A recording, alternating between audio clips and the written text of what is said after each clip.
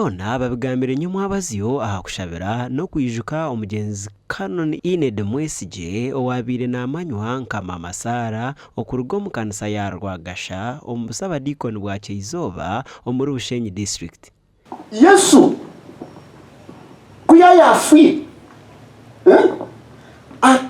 akagerashi akazoka naba bafirira mu ruwi baryagera ki baryazoka. And that is the second verse it show. Ngu achocho kuzoka chirocho. Bishop Katonene agarukire yakabucira bubona abari kushisho bwire ngo betize ahabwo kuba nekibi.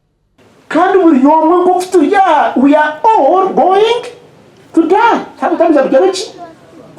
So Paul na Maisa ntitwatukiryaha itwe turebe twamanya biki twaba mu mugasho twagera iki twakorera mu kama. There is a purpose. Aba family ya Canon Israel Mwesige bagambire ahari Mama Sara no kuyaherize kanisa no mutima gumwe. Ako bundi kuwagombuza kugira ati ushinumanya ngo wagota ati watumwakire ukimye atumwakire. Mama katamu rukundo akabakunda buri muntu wena kandi akatwegesa okukunda. Mama katworeka arahanga, mama katwegesa okujunwa nekituri nahabwe cyo mama kiyatire. Ebyo mubiri nibuhwaho konke cyo moyo tukikwaho. Ngweno kabino omwana dija munyanyama takana na teshera amtwetera akaje chamka chamchana. Kwaika omwana alisemza shambuzi. Omwana mwe atwelike papa. Askano ugani kwa bandi twara ntiza kwaikayo ngwenda basabinga bombe na basamu samara ato oyena ngo tero wawe atapana abuko ngumana askashimawe afika na baba taje rogu kongo wanje arabye mwana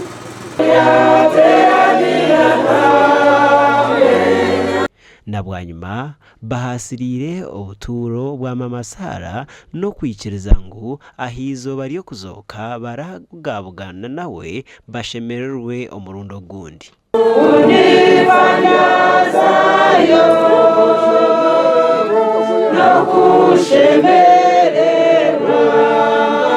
Omugandi owabirardin w'oburebezi bwa West Ankole Diocese Venerable Canon Reverend Wilson Tumuhirwe kando wahumwire ashabira abahereza mukama kugumana batekatekera nyensya yabo baciriye minyeto bitkutari kurinda ngo bakure.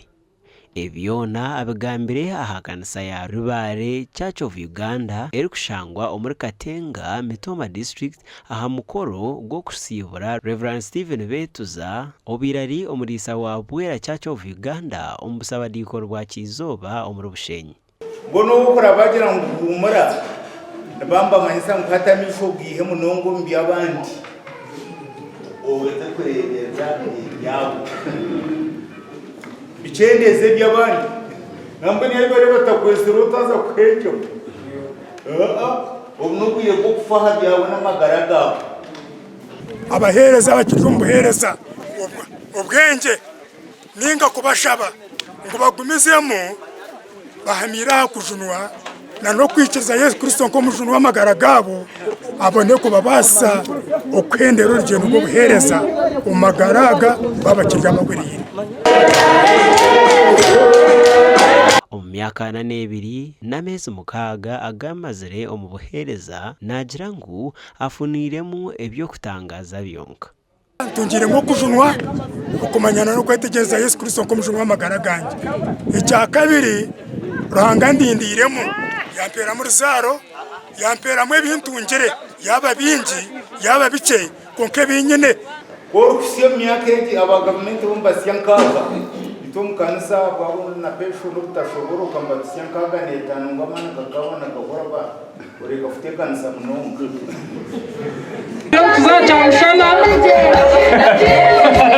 Orugendo rwa Reverend Stephen rw'obuheereza akatandika ari omweherezi w'ekanisa arikukuuma ebyokwombekyesa ekiro ngu batakabyiba atyo yija yashoma obuburuzi obu yamaziremu emyaka erikurenga 10 atyo akaba Reveranda mpaka ha myaka 65 y'obukuru.